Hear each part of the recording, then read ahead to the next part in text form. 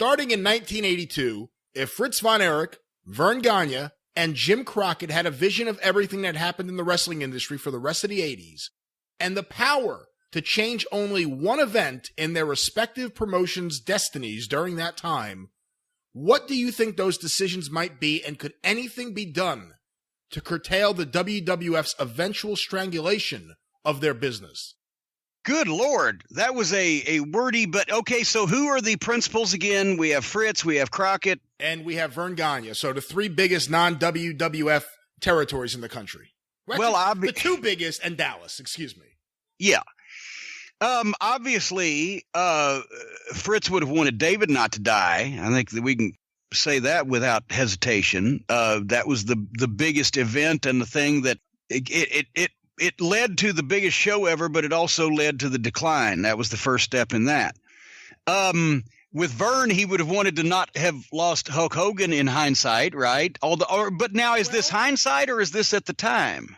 This is, hindsight, I would say. But let me ask you, because you once did a video with Greg Gagne, and I'm curious because they've talked so much about Vince coming in the summer of '83 and offering them money to buy the AWA, and they kind of laughed it off, and he said, I don't negotiate, and he got back on the plane. And that was the last they heard from him until he started raiding all their top guys and Gene Okerlund and everyone else. But do you think, did Greg indicate to you that it was something after the fact him and Vern had wished they had taken his offer?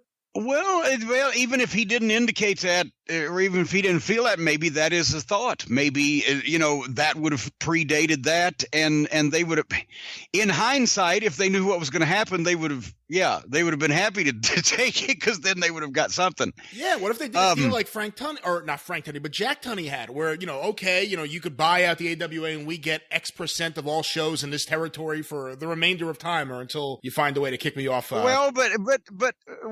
then this sets up a new bunch of what ifs, because he did make that deal with Stu Hart and then went back on it a year later. It was too late, and that killed, even though Stampede had critical success after that, it was never the same financially.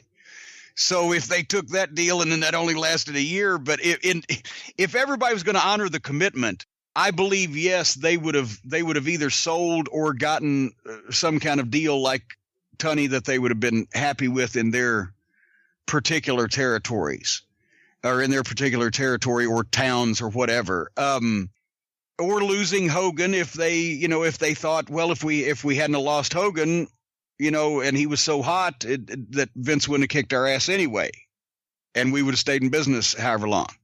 With Crockett, knowing now, what was the time period on this?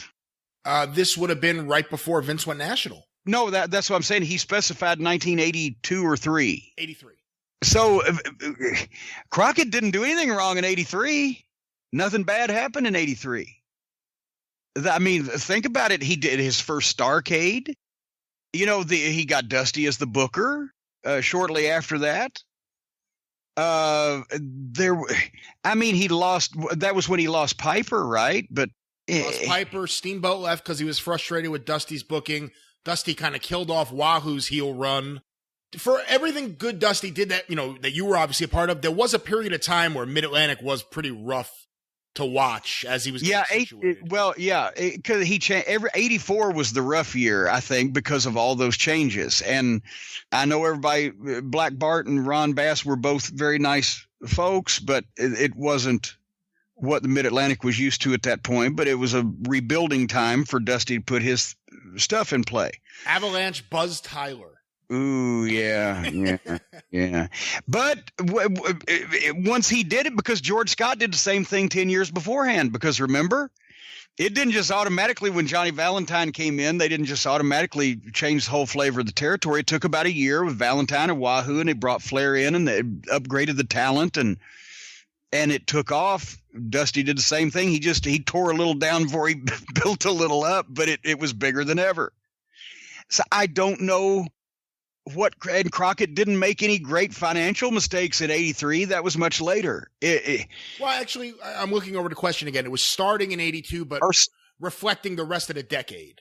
Okay, because then David was 84 anyway that he died. So the rest of the decade, I'm sure Crockett's biggest regret was the expansion too quick, of the television network and running the country and trying to follow Vince and all the territories that he took under his, even though some of the territory deals made sense, how could you not, make $4 million out of the UWF while they found out? But, others, it was just, we're going to go in and run the territory, I think with Kansas City, but it was a huge distraction, spread everybody too thin. That's why 87 was a rotten year creatively also, because there were so many guys in and out of so many different TV tapings and shows, and it was a clusterfuck. Got too big and unorganized. And when they pared it all back in 88's when business started going up, but by then it was too late. So he probably that quick expansion, and I got a sneak peek at Tim Hornbaker's new book, which is incredible. Oh, get out of here. On the death of the territories, following up the NWA book and Capitol Revolution. And it pretty much in black and white there, because he congeals all of the many myriad of facts and moving parts into something you can kind of follow as a narrative, because it's so complicated and he does it so well that you see that Crockett had, I think, like less than 30 employees to Vince's 90 or whatever the ratio was, and they just expanded and just went all over the place. It's just like a bunch of people wringing their hands, screaming with their heads cut off all over the country in 1987. TVs everywhere, and it didn't come together. It was done too quickly, was with too few people and the wrong people. So that was his downfall, probably what he'd do over again. The second jet, I think, is kind of a symbol of the downfall. And actually, if they hadn't done all the other shit, even the single jet would have made sense financially, because of the houses that they were doing when they could transport those 9 guys and Jimmy Crockett from a big city to a big city in the same day or overnight. They should have had that, but they didn't need to be running 3 promotions under their umbrella, UWF, Kansas City, Florida, in the same 18-month period. They're trying to battle Vince in the NWA, and all of the various television tapings in the major arenas that drained them, and they didn't get the syndication money back. That was the big thing, and being held off pay-per-view and fucked by, now revisionist history has somehow, somebody was saying, Vince didn't come up with a Survivor Series to fuck with Starrcade. Of course, that's exactly what it was. Yeah. And that's exactly what it did. But, that the pay-per-view and the television is what killed Crockett. He could have had the fucking planes. They were doing the business for that until it all fell off because nobody could keep track of shit. Again, the big one. Bill Watts and Ted Turner. That would have been the game changer. Oh, yeah. Well, there you go. Because then Vince wouldn't have been able to fuck with him on cable with the pay-per-view companies, because Ted Turner would have had the muscle. And then Mid-South would have also been the wrestling promotion on TBS, so that instead of Crockett, so that when the oil bust happened in his core territory in 87, he would have had the wherewithal by then to go other places. And also he'd have been the guy in business for wrestling with Ted Turner, so that fucking Jack Petrick and Jim Herd would have never come into play. Looking at World Class, though, because they're part of this question. In 82, business is good. The end of 82, they do the angle. 83, business explodes, and it continues at that pace for a while. But the office doesn't change. It's still a tiny, tiny office. Maybe the tiniest of all the offices. Yeah. Is Dallas. It's still a relatively small territory. And, of course, there are the reliability problems that come with the brothers eventually. But let's say you didn't have any of the problems with the Von Erich brothers. Even if everything had worked out as well as possible, was there even a way to maintain the growth they had in 83 based on the fact it was such a small, older office? No. I mean, the every once in a while going to Boston for the big house like at the Manning Bowl in Lynn, Massachusetts, they could have done, but it was lit. Fritz went in the office every once in a while, as I understand, and Fritz had a secretary, especially because he had the big office, and then Bronco Lubitsch was there, and David Manning, and they had their local promoters in the other towns, like Nick Roberts out west, and when they were working with somebody in the San Antonio area, and good God. And Rick Hazard, the referee, did some fetch and carry work. I'm trying to think of somebody else in their office. That was the wrestling office. What was up with the two guys in the cowboy hats that would escort the Von Erichs to ringside of the Sportatorium? Oh, that was security. That was one guy. Oh gosh, they're going to kill me if they're listening to this show. And boy, but I saw one of the guys a couple years ago when I went down to Texas at that show, and I can't. But the point is, they had their own security, not only because the boys would be raped by the women on the way to the ring, but also because the heels would be, cut or stabbed or whatever.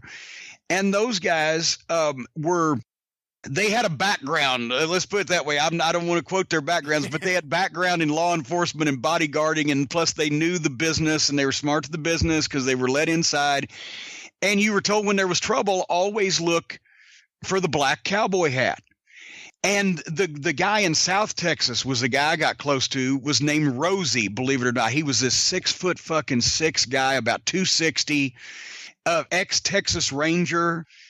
And he was the only security they had that was really smart and in with the promotion. Even in San Antonio at the Hemisphere or some big building, they'd hire regular cops, but he'd be there. And I mean, the guys all had stories, but if a guy came at you with a knife, he'd grab the knife with the left hand, knock the guy out with the right hand, snatch the knife away, and fucking the guy drops and you go on. I mean, he was just that. He was good. You were cool with Rosie, no matter what happened. And they would walk you, especially at the Sportatorium, the cowboy hat guys, they would take you down the aisle. And then, as I've told a story, when the heels had a hot match, they'd take you to the left out the side door instead of trying to get you back up the hill, up that incline through those fans. And that's why we always left out the side door. When it was January in Dallas, it was cold when you were sweating and you went from a 100-degree building to a fucking 38-degree parking lot, but it was better than getting stabbed. But that's what those guys were there for, and they were a big help. When I brought up the idea of Vern and Greg taking Vince's offer and potentially getting cut into future revenues in their territory, you talked about the story about Stu Hart selling Stampede to Vince, and then Vince, 1 year later, reneging on the deal. Wasn't the story, though, that he reneged on the deal, or at least the reasoning he was able to use, because it happened, was because it was supposed to mean I buy your territory, you go away, and instead Bruce started up right away using that's true. Stampede Wrestling. I don't remember whether it was right away, but yeah, Bruce did start a promotion of some description called Stampede Wrestling and muddied the water. But in all honesty, it wasn't really, it was not going to last for however long, because at that time Vince made a deal that he thought that he could live with. But then after a year, you realize, okay, I've got. Part of the deal was Brett and Owen and not Owen at that time, but Brett and the Bulldogs and Neidhart would get jobs, and maybe Dynamite at that time. Well, he was one of the Bulldogs. Yeah. Well, wait, of course, Jesus Christ. Anyway, they would get jobs, and then Stu would get a payoff of all the towns in his territory and everything. But a year later, Vince is thinking, well, I'm paying this fucking money and we're not even running that often. And goddamn, what's he have to do with he was having buyer's remorse anyway. And I've got the guys, so he was going to get out of it one way or another. Because none of those deals seemed to work with Vince and any of the other promoters, whether they started running again or not. It didn't work for Michael Bell. Even though Michael Bell had shut down, he had a deal where he was going to be Vince's partner in LA, and Vince edged him out pretty quickly. The Tunney relationship is really the one that worked out for the longest. Yeah, well, and because here's the thing, and also Paul Bosch, that thing didn't last very long, but he needed Tunney because of the Canadian regulations. They're needed. That's why they're. I can't quote, maybe you ought to get Stephen P. New on for this, but I don't know if immigration law is his, but I can't quote the exact laws, but I know that for one thing, to be on television in Canada at one time, you had to have a certain amount of Canadian content, which is why that they kept taping some of the syndicated shows up in Canada, and Tunney was important in that. And also, there was a lot of things that you didn't need to do if you were a Canadian business doing business in Canada, which is why that Titan Sports Canada was a separate company. And even in the mid-'90s, when we worked Canadian shows, we used to get separate checks. The regular United States WWF checks were green, but the Titan Canada checks were blue from a different account signed by different people. And they were also worth less money because they were in Canadian dollars, which at the time was worth like 62 cents versus the American dollar. So we hated to get those blue pieces of paper. But all over Canada, Tunney had a payoff in all those towns because he was the Canadian citizen and company or affiliated with same that facilitated all that stuff going on for the WWF in Canada. So he was more necessary, especially being located right there in Toronto. The family's been big time promoters and tied in politically for 50 years or whatever at that point versus poor old Stu Hart way out in Calgary, which I'm sure they considered the New York folks probably considered the Tennessee of Canada. Look at the moves Vince made in '83. It's really amazing. The first thing he does is he grabs TV in L.A., goes out there, Jeff Walton takes him to the television station, buys TV. It's the first time anyone ever tried to do that in wrestling. I'll pay for the TV to get on the air. So now he has L.A. He goes after San Francisco. So now he's on the West Coast and the East Coast. He makes the offer to Vern. That doesn't work out. He makes the deal with Jim Barnett, who gets edged out of the Georgia office. So now the ball is in motion to help get more TV and also to get the stock in the Georgia company, which would get the big TV, the one on TBS, which would give him universal control of cable television if he got USA also, because he had WOR. He gets USA, Southwest off USA. Vince pays their debts and basically buys the time spot and stays on it until he leaves in 2000 or whatever with the negotiation of the new television contract. And now, of course, they're back on USA. And then after that, he raids all the AWA top talent. He gets Mean Gene, he gets Hogan, he gets David Schultz. Eventually, he gets everyone. He gets Al DeRusha. Eventually, he gets everyone. He went deep on that bench, didn't he? Fortifies the relationship with Inoki in New Japan, which guarantees him a lot of money coming in for the next couple of years until he doesn't need that deal anymore, which I guess would have been, 1986, right? And then the next year, he makes the deal with Tunney. He gets control of Toronto and Ontario, makes the deal with Stu Hart, gets control of Western Canada. It's just one move after another. He gets the Georgia stock, gets Georgia TV. Now he controls all wrestling on cable television for a time. It's just, it's an amazing series of moves. And the only people that were able to fight him off as long as they did, because of the fact that, he may have played in Peoria, but he didn't play down south, the Southern wrestling promotions. They were the last ones to fall because the style and the product and the presentation was so different from the WWF in the Carolinas, Tennessee, Kentucky, Georgia, Florida, and Mid-South, that was the last play, and that was the only blowback he got, where Crockett ended up with the TBS time slot because so many people had complained and the ratings had gone to hell because they wanted their quote-unquote Gordon Soley wrestling. That Crockett was able to get that slot because Turner was going to kick Vince off if he didn't sell it to somebody. So the Southern promotions were the last. Vern was just too far. To be honest, with cable television, Vern had a bland promotion with a bunch of major names, but it was kind of bland as a television product. And then a lot of places that had aged out, like the Midwest, Detroit, and the West Coast. And he took for all that, but it took him. That was the Alamo. That was the last fight to get everything from Texas over to Florida and up to Kentucky. Who would have had the best relationship with the athletic commission to say, hey, fuck these guys that are coming in, help me out? Would it have been Watts in Louisiana? Yeah, Watts had the state of Louisiana only gave out one booking license to a promoter. So they, in effect, did have a monopoly. And that's why one of Watts's attorneys was on the Louisiana State Athletic Commission. And that's why they always thanked the commission in those Superdome programs and everything. And remember Emile Pepe Bruno. Yeah. Louisiana was such a state. That's why all those different Louisiana towns had a separate local promoter, Jimmy Kilshaw in Baton Rouge. And, oh, God, what was the guy's name in Homa? But anyway, the point is, they were all politically connected in their individual parish, which they have instead of counties down there. And the Louisiana State Athletic Commission would only let one promotion for the good of the business only let one promotion operate wrestling at a time in the state of Louisiana.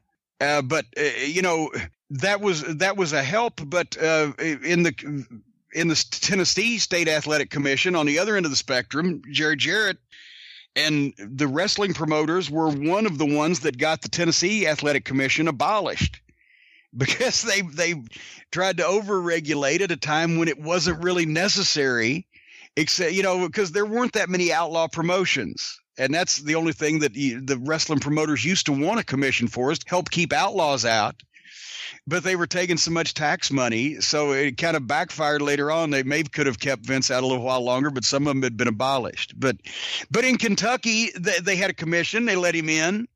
And in Virginia, they had a commission. They let him in. Ric Flair cussed the fucking Virginia commissioner out in Richmond one night for his. He said, all that we've done for all these years, the state of Virginia Athletic Commission, and you're letting these fucking people come in here and run the fucking Coliseum on top of us. And the guy, he was a big, huge, fat guy, about 6'6" and 350. And I don't know what his background was, but he took a browbeating from the Nature Boy for that. He just took it? Well, yeah. It's fucking Ric Flair. What the fuck? Now, I actually got a letter one time disciplining me for talking disrespectfully to a commissioner for saying pretty much the same thing the next time that Vince came fucking. What commission? Virginia to Richmond for the same fucking guy. I just reminded him what fucking Flair fucking blistered him about, and I got a letter for it, but But anyway, yeah. So in summation, the commissions in some places helped a little bit, but more importantly, and once again, Hornbaker's new book illustrates this. That was the only place that Vince couldn't really go in and draw a crowd. And actually, Louisville and Nashville were traitorous cities. They started drawing pretty big for WWF in the 80s fairly quickly, but Memphis never did. And, the Carolinas didn't, and they just didn't buy it. In Florida was good. Obviously, they got a foothold there pretty quick. But even Georgia and especially the Mid-South area, they didn't do well, the WWF, the first few years where they were trying to come in, because people didn't like that style of wrestling.